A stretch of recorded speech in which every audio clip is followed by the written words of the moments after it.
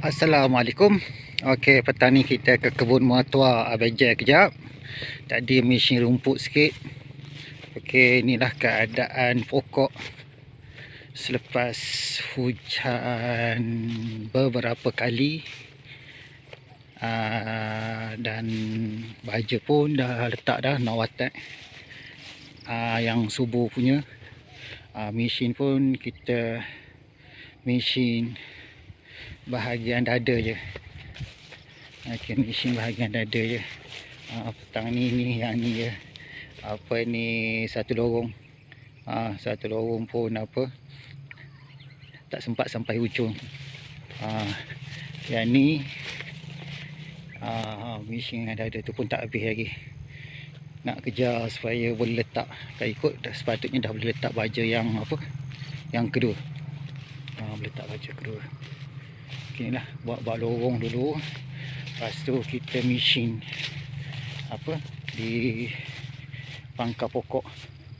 Yang ni tak belah lagi lorong dia kan.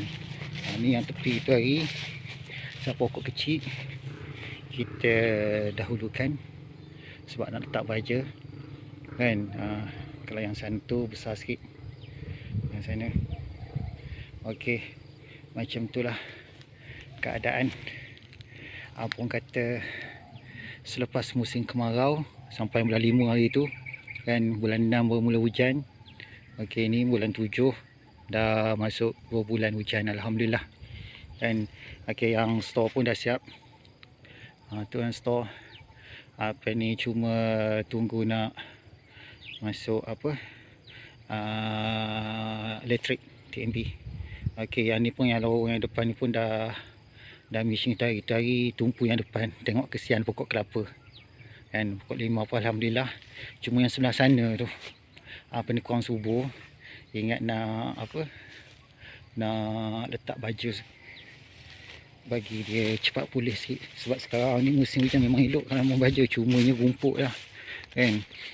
Rumput mungkin kalau terpaksa sangat curi-curi letak baja dulu kan. Letak baja dulu, lepas tu kita mesin pelan-pelan. Kau nak tunggu mesin semua tak sempat. Ni pun Abang Jai ingat dah berapa lama, dah ingat dah 2 minggu dah mesin. Cuma tak konsisten. Selang apa orang kata, selang sehari datang kebun, sambil-sambil apa orang kata apa, bantu tukang buat apa, buat wiring kan, teman dia.